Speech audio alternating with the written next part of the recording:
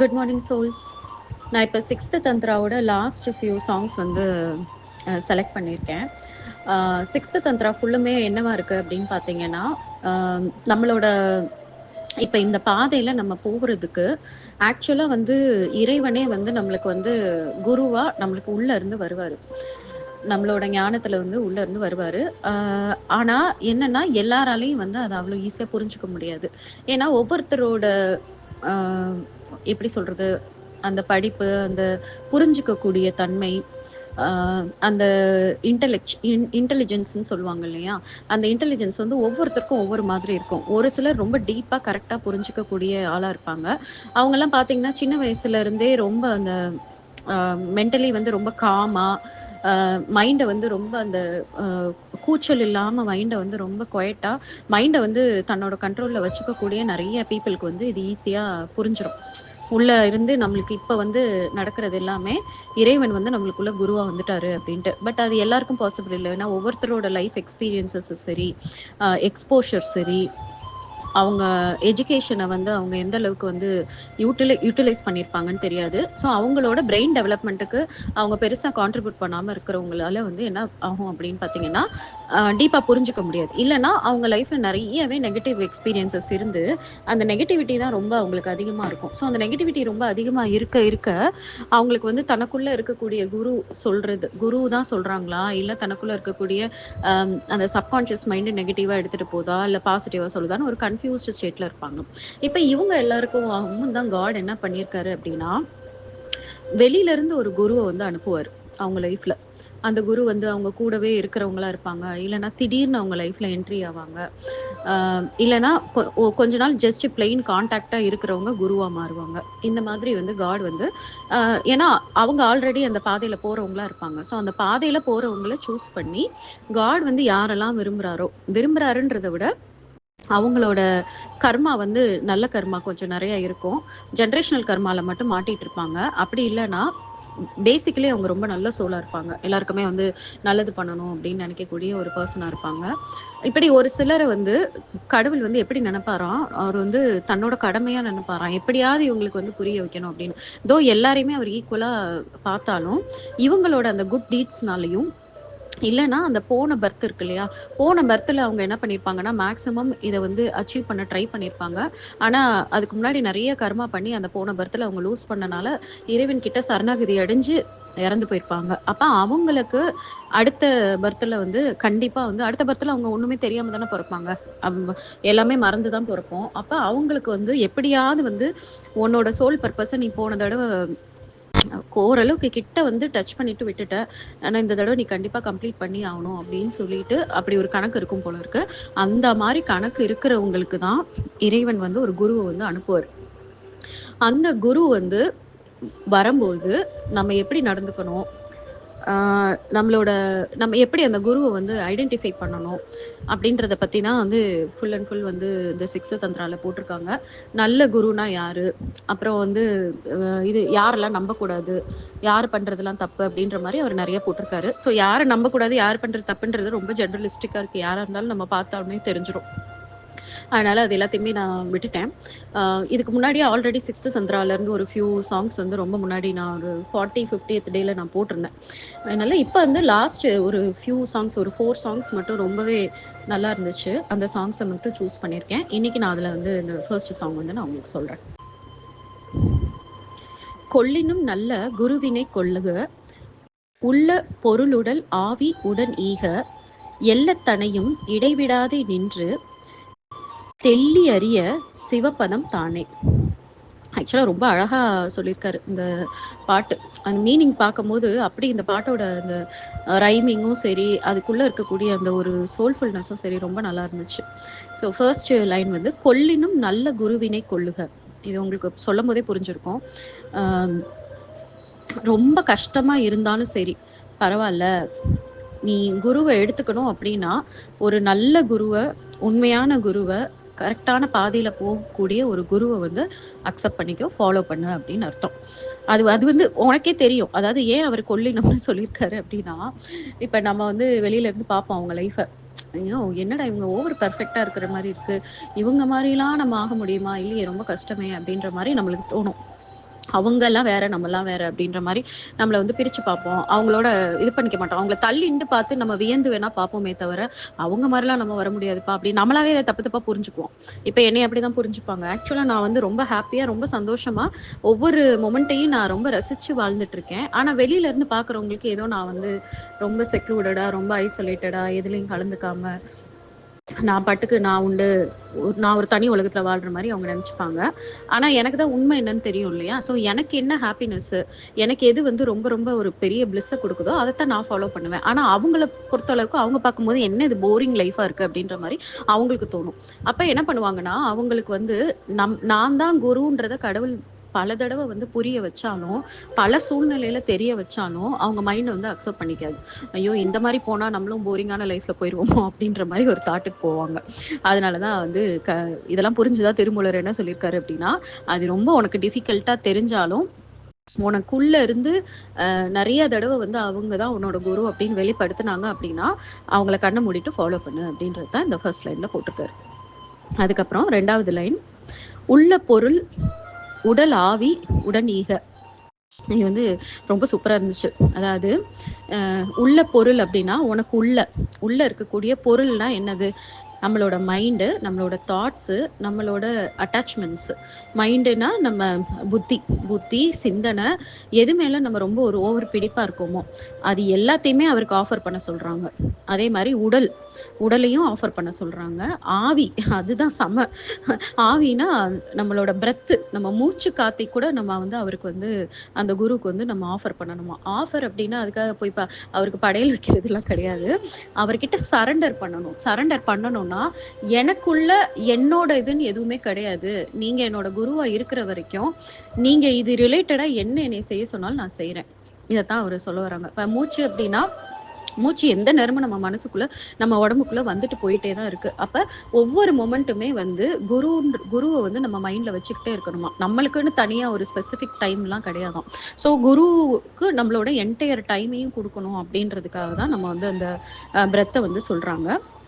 அதே மாரி சிந்தனை. இப்ப குரு வந்து, "நீ இத பத்தி தான்ப்பா திங்க் பண்ணணும். இத பத்தி திங்க் பண்ணக்கூடாது." அப்படின்னு சொல்லிட்டா அவ்வளதான். ஒரு தடவ சொல்லிட்டா நம்ம அத மாத்தவே கூடாது. அதே மாரி உன் மைண்டுக்கு வந்து, "நீ இந்தந்த வேலைகள மட்டும் தான் பண்ணணும். இந்த வேலைகள நீ செய்யக்கூடாது." அப்படின்னு சொல்லிட்டாங்கன்னா, அத பத்தி மட்டும் தான் பண்ணணும். இந்த அட்டாச்மெண்ட் எல்லாம் உனக்கு தேவையில்ல. இந்த அட்டாச்மெண்ட் எல்லாம் இருந்தா போதும். இந்த அட்டாச்மெண்ட் விடுறது மாதிரியான வேலைகள பாரு அப்படின்னு சொல்லிட்டாங்கன்னா, அவ்வளதான். அதுக்கு மேல வந்து செகண்ட் தாட்டே இருக்கவே கூடாது. ஐயோ! என்னடா இத போய் பண்ண சொல்றாங்க அப்படின்ற மாதிரி இருக்கக்கூடாது. அதுதான் சரண்டர் அப்படின்றது. சரண்டர்னா அவங்க குரு வந்து அவங்களோட சுயநலத்துக்காகவோ, இல்ல அவங்களோட தேவைக்காகவோ எதுவும் செய்ய போறது கிடையாது. உங்க லைஃப உங்கள தாண்டி குருவால பார்க்க முடியும். ஏன்னா, because of the guru's experience அப்படி இல்லனாலும், இறைவன் தான் அவங்களுக்குள்ள இருந்து இது பண்றாரு. குருன்றது ஜஸ்ட் ஒரு டூல். இறைவனுக்கு உருவமே கிடையாது. உருவம் இல்லாதவர் என்ன பண்ணுவாரு? ஏதாவது ஒரு மனித உருவத்துல தான் வருவாரு. எல்லாருக்குள்ளயுமே இறைவன் இருக்கிறாங்க அப்படின்ற போது, அவரு ஏதாவது ஒரு உருவத்துல வந்து அவரு தான் எல்லாத்தையும் பண்ண வைப்பாரு. குரு வந்து எதையுமே யோசிச்சு எதையுமே பண்ணவே மாட்டாங்க.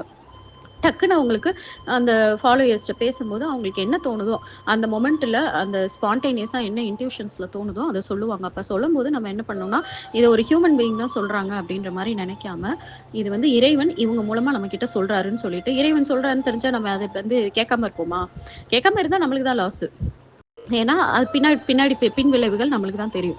அப்ப என்ன பண்ணோம்னா, அவங்க என்ன சொல்றாங்களோ, அது நம்மளுக்கு பிடிச்சிருக்கோ, பிடிக்கலையோ, எதுவா இருந்தாலும் நம்மளோட சிந்தனை, நம்மளோட புத்தி, நம்மளோட பிடிப்பு, ஈவன் நம்மளோட மூச்சு காத்துல கூட வந்து அவங்க சொல்றபடி நம்ம நடக்கணும்னு நெனைக்கிறது தான் அந்த சரண்டர். ஸோ இந்த சரண்டர் வந்து மட்டும் நீங்க 100% வந்து பெர்ஃபெக்ட்டா யார் பண்றாங்களோ, அவங்களோட லைஃப்ல ஒரு பெரிய கஷ்டம், பெரிய பெயின், பெரிய சேலஞ்சஸ்லாம் இருக்கிற மாரியே எனக்கு தெரியல. இப்ப என்னோட லாஸ்ட் ஒரு 1 இயர்ல வந்து எனக்கு மென்டீஸ் நெறைய பேர் வந்தாங்க.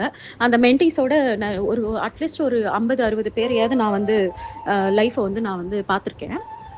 யாரு வந்து கண்ண மூடிட்டு சொல்லிட்டா அட் எனி காஸ்ட் வந்து பண்ணணும்னு நெனச்சு பண்றாங்களோ, அவங்க லைஃப் அப்படியே அடுத்தடுத்து பயங்கர ஃபாஸ்ட்டா வந்து எலிவேட் ஆகுது. அவங்களோட மனநிலையும் சரி, அவங்களோட அந்த புரிஞ்சுக்கிற தன்மை, பிளஸ் அவங்களோட அந்த வைப்ரேஷன் லெவல் எல்லாமே வந்து ரொம்ப வொண்டர்ஃபுல்லா மாறுது. வேரஸ் வந்து செலக்டிவா நம்மள வந்து யூஸ் பண்றவங்க. அதாவது எனக்கு இந்த விஷயம் பிடிச்சிருக்கு.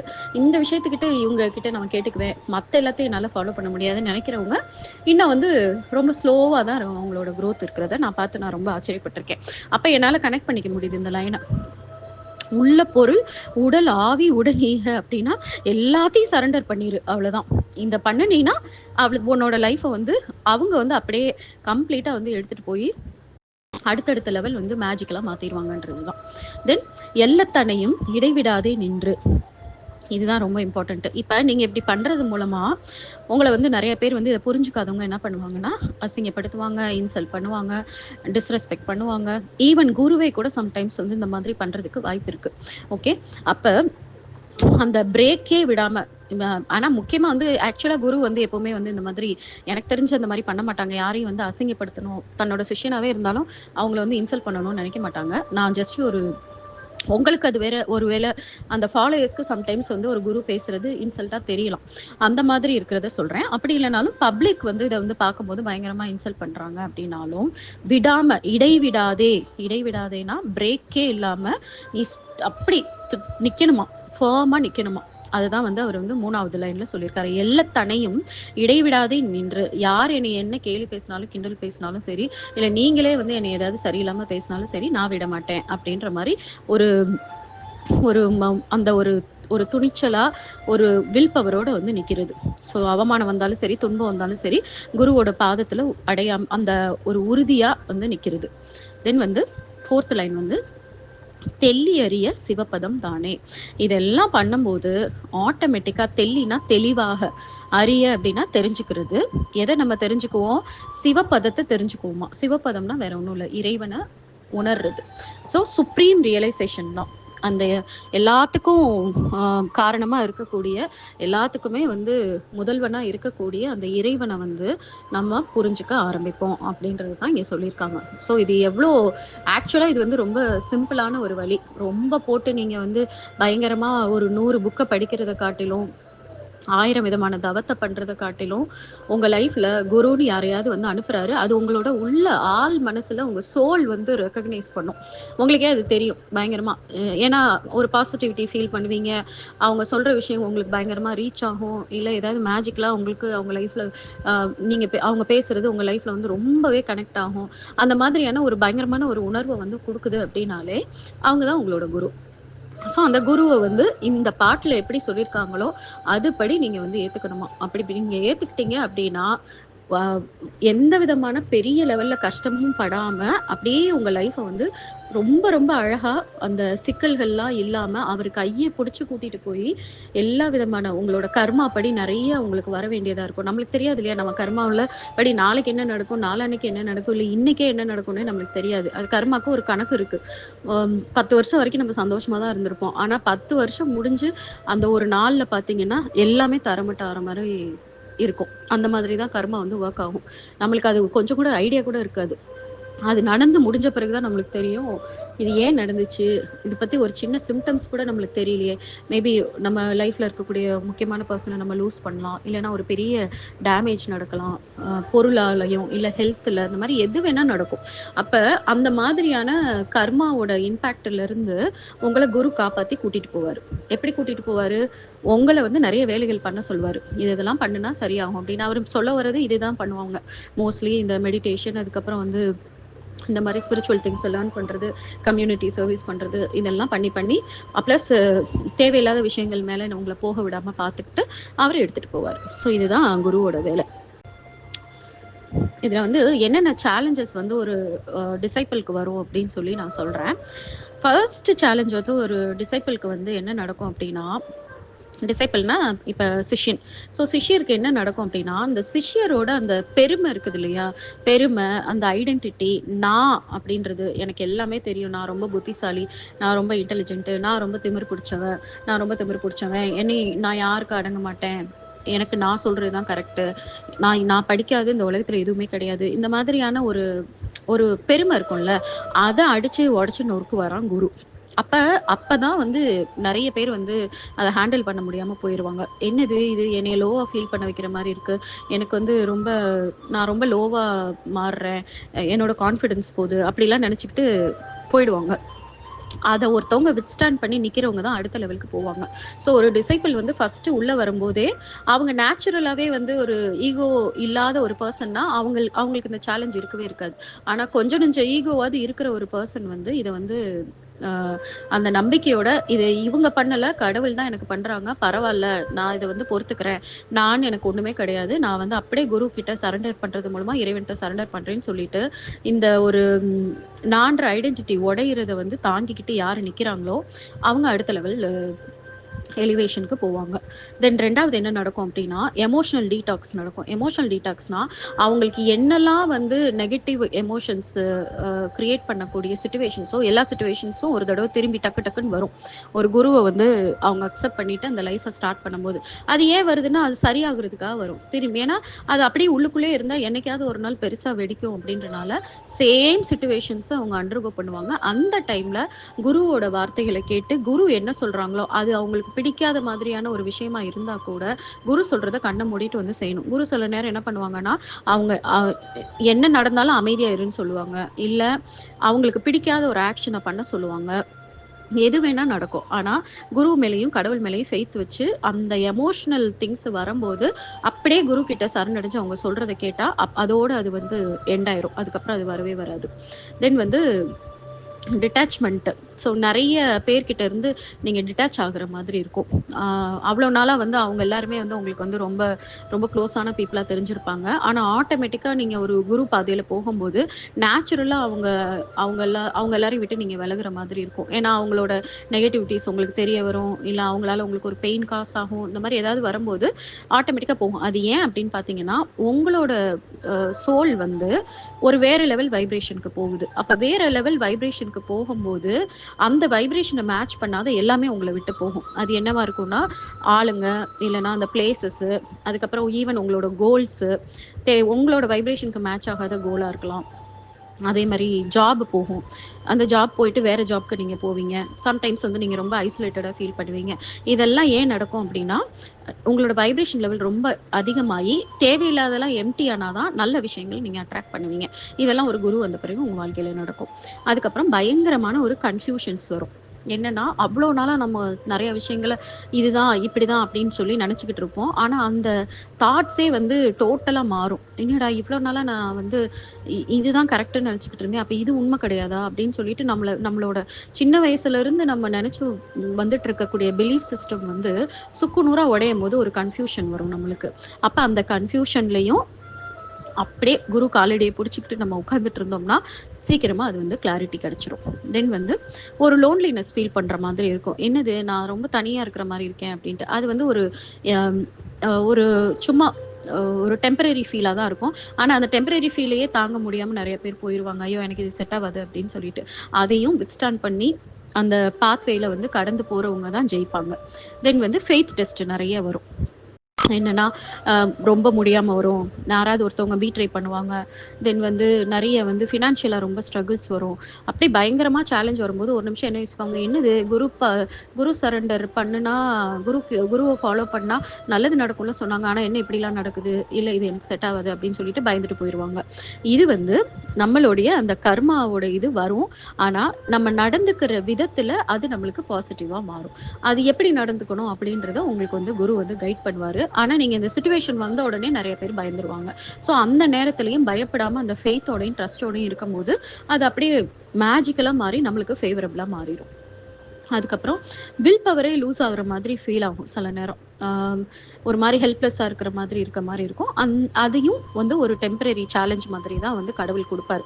ஏன்னா, இதெல்லாம் தாண்டி நீ ஒரு குரு கிட்ட நீ எப்படி நிக்கிறியோ, அதுவரைக்கும் நின்னுட்ட அப்படின்னா, அதுக்கப்புறம் இறைவன் வந்து அப்படியே பயங்கரமான பிளெஸ்ஸிங்ஸ வந்து நம்மளுக்கு வந்து குடுப்பாரு.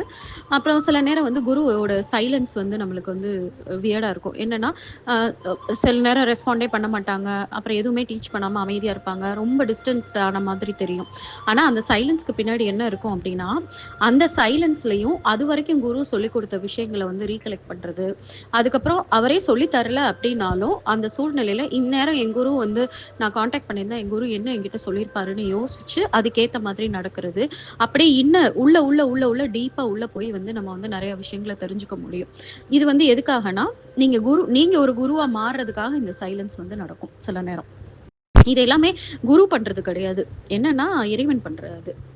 ஏன்னா குருவுக்கே ஏன் அவங்க அப்படி பண்றாங்கன்னு அவங்களுக்கே தெரியாது. அதுக்கப்புறம் இன்னொன்னு வந்து, அ அ குரு வந்து ஜென்ரலா எப்படி இருப்பாருன்னா, ஒரு மிரர் மாரி தான் இருப்பாரு. இன்கேஸ் நம்ம டிசைபிள் வந்து ரொம்ப ஈகோயிஸ்ட் பெர்சனா இருந்தாங்கன்னா, அத வந்து கட் பண்ணக்கூடிய பெர்சனா இருப்பாரு. இல்லன்னா சாஃப்ட்டாவும், சைலன்ட்டாவும் இருப்பாங்க. குருவோட பிஹேவியர நம்மளால ஐடென்டிஃபையே பண்ணவே முடியாது. ஆனா, அதுக்கு பின்னாடி நம்ம தான் காரணமா இருப்போம் அப்படின்னு சொல்லி நம்ம புரிஞ்சுக்கிட்டோம்னா போதும். அதே மாரி எல்லா இல்யூஷன்ஸையும் பிரேக் பண்ணுவாரு. அதானே அவரோட வேல. இவ்வளோ நாளா என்னென்னலாம் நம்ம வந்து நெனச்சுக்கிட்டு இருந்தோமோ, அது எல்லாத்தையுமே வந்து கட் பண்ணி விடுவாரு. தென் வந்து ப்ரிடிக்ட்டே பண்ண முடியாது குருவ. சம்டைம்ஸ் வந்து மாசக்கணக்குல அந்த கொஸ்டினுக்கு ஆன்ஸரே கிடைக்காது. சில நேரம் சம்மந்தமே இல்லாம டக்குன்னு ஒரே லைன்ல அவங்க லைஃபே மாத்துற மாதிரியான விஷயத்த வந்து சொல்லிட்டு போவாரு. அப்புறம் பயங்கரமா வந்து சரண்டர் பண்றத சொல்லிக்கிட்டே இருப்பாரு. நான் உனக்கு ஓவர் எக்ஸ்ப்ளைன் பண்ணணும்னு அவசியம் கிடையாது. நான் சொல்றத மட்டும் கரெக்ட்டா பண்ணு போதும். அவ்வளதான். இறைவன் கிட்ட சரணட. நான் சொல்றத கண்ண மூடிட்டு செய்யின்னு மட்டும் தான் சொல்லுவாரு. அதுதான் வந்து டோட்டல் சரண்டர். அந்த சரண்டருக்கு நம்ம வந்து ரெடியா இருக்கணும். அதுக்கப்புறம் அவர் வந்து ரொம்ப அப்படியே அன்ப பொழியலாம் மாட்டாங்க. ஆனா, அவங்களோட அன்ப வந்து நம்மளால ஃபீல் பண்ண முடியும். அதாவது அந்த ஒரு மாரி இந்த ஓவர் புரொடெக்டிவா அப்படியே எப்ப பார்த்தாலும் வந்து அந்த லவ் டயலாக்ஸ், அஃபெக்ஷன் டயலாக்ஸ்லாம் பேச மாட்டாங்க.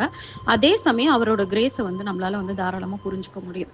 தென் வந்து சில நேரத்துல அவர் வந்து கொஞ்சம் ஹார்ஷா ட்ரீட் பண்ற மாதிரி இருக்கும். ஏன்னா பல தடவ சொல்லியும் கேட்கல அப்படின்னா, இப்படிதான் இவங்கள ட்ரீட் பண்ணணும்னு சொல்லிட்டு பண்ணுவாங்க. அந்த நேரத்துல வந்து நம்ம வந்து ஹர்ட் ஆகாம, எஸ் இதுக்கு பின்னாடி ஏதோ ஒரு காரணம் இருக்கு. அவங்க என் நல்லதுக்கு தான் சொல்றாங்கன்னு புரிஞ்சுக்கிட்டோம்னா போதும். அதே மாதிரி ஆம், அவர் வந்து கிரேட்டு அப்படின்ற மாதிரி எப்பவுமே சொல்லிக்கிட்டே இருக்க மாட்டாங்க. He seems to be very simple. குரு வந்து எப்பவுமே வந்து ஒரு சிம்பிள் பெர்சனா தான் தன்னை வந்து காட்டிப்பாங்க. அ ஆனா நம்ம வந்து அத வந்து புரிஞ்சுக்கணும். அவங்களோட கிரேட்னஸ் எப்படி அப்படின்னு சொல்லிட்டு. இதெல்லாம் தான் வந்து இந்த பாட்டு மூலமா நான் வந்து தெரிஞ்சுக்கிட்டது. உங்களுக்கு இது ரொம்ப யூஸ்ஃபுல்லா இருக்கும். ஏன்னா, குரு வர்றாங்க அப்டின்னா, உங்கள மாதிரி லக்கியஸ்ட் பீப்பிள் யாருமே கிடையாது. ஏன்னா, எனக்கு வந்து இன்னர் குரு தான். எனக்கு குருன்னு யாரும் வெளிலருந்து வரல. நான் வந்து உள்ள இருந்து இறைவன் என்ன சொல்றாரு, என்ன சொல்றாருன்னு சொல்லி புரிஞ்சு, அதுல சிலது நானா தப்பா புரிஞ்சுக்குவேன். அதுக்கப்புறம் லேட்டா தான் எனக்கு கரெக்ட்டா புரிய வரும். அதுக்கு இடையில நெறைய வந்து தப்பு பண்ணி, அதனால நான் ஃபீல் பண்ணுவேன். இந்த மாதிரிலாம் இருக்கும். வேறஸ் ஒரு எக்ஸ்டர்னலா ஒரு ஹியூமன்னா ஃபார்ம்ல ஒரு குரு வர்றாங்க அப்டின்னா, எத பத்தியும் கவலைப்பட வேணாம். நீங்க டீப்பா வந்து ரொம்ப யோசிக்கணும்னு அவசியமே கிடையாது. கண்ண மூடிட்டு குரு என்ன சொல்றாங்களோ, அதப்படி பண்ணீங்கன்னா, ஒரு முக்கியமான மேஜிக் வந்து உங்க லைஃப்ல நடக்கும். அது என்னன்னா, அந்த குரு வந்து கஷ்டப்பட்டு இப்ப நான் வந்து எனக்கு இன்னர் குரு வச்சு நான் வந்து கஷ்டப்பட்டு நான் தெரிஞ்சுக்கிட்ட எல்லா விஷயமும், நான் சொல்லி தரலனாலும் என்னோட மென்டீஸ்க்கு நேச்சுரலா பாஸ் ஆன் ஆகுது. அது எப்படின்னே எனக்கு தெரியாது. நான் வந்து அவங்களுக்கு அத சொல்லியிருக்கவே மாட்டேன். ஆனா எனக்கு புரிஞ்ச விஷயம் அவங்களுக்கு புரியுது. அவங்க வந்து டக்குனு அத வந்து சொல்லுவாங்க. அதே கிளாரிட்டி நான் முந்தின நாள் தான் அந்த விஷயத்துக்கு கிளாரிட்டி எனக்கு கிடைச்சிருக்கும். சேம் டைம் அவங்களுக்கும் அதே கிளாரிட்டி கிடைச்சிருக்கும். ஸோ அப்ப குருவோடைய நாலேட்ஜ், குருவோடைய விஸ்டம், குரு வந்து எஃபோர்ட்ஸ் போட்டு தெரிஞ்சுக்கிட்ட எல்லா விஷயமும், பிளஸ் குருவோட வைப்ரேஷன், குருவோட எனர்ஜி லெவல் எல்லாமே ஆட்டோமேட்டிக்கா எந்த டிசைபிள் வந்து எந்த சிஷ்யன் வந்து 100% சரண்டர் ஆயிருக்காங்களோ, அவங்களுக்கு நேச்சுரலா பாஸ் ஆன் ஆகும். டோட்டலா சரண்டர் ஆகாத சிஷ்யர்களுக்கு அது வந்து பாஸ் ஆகாது. ஸோ இந்த மேஜிக் வந்து நான் வந்து நெறைய தடவ நான் வந்து பார்த்து ஆச்சரியப்பட்டுருக்கேன். அப்ப இது எல்லாமே இறைவன் தானே! அதனால இறைவன் வந்து உங்க லைஃப்ல வந்து ஹெல்ப் பண்றதுக்கு ஒரு குருவ அனுப்பும்போது, அந்த குரு கிட்ட பரிபூர்ணமா சரண்டர் ஆயி, எதையும் ரெசிஸ்ட் பண்ணாதீங்க, ரெஃப்யூஸ் பண்ணாதீங்க. அவங்க காட்டுற வழியில நீங்க பாட்டுக்கு போங்க. உங்க லைஃப்ப ரொம்ப பியூட்டிஃபுல்லா மாத்துவாரு. சொல்லப்போனா உங்களோட ஜெனரேஷனயே வந்து அவரு வந்து கம்ப்ளீட்டா மாத்திருவாரு. ஓகே. Thank you all.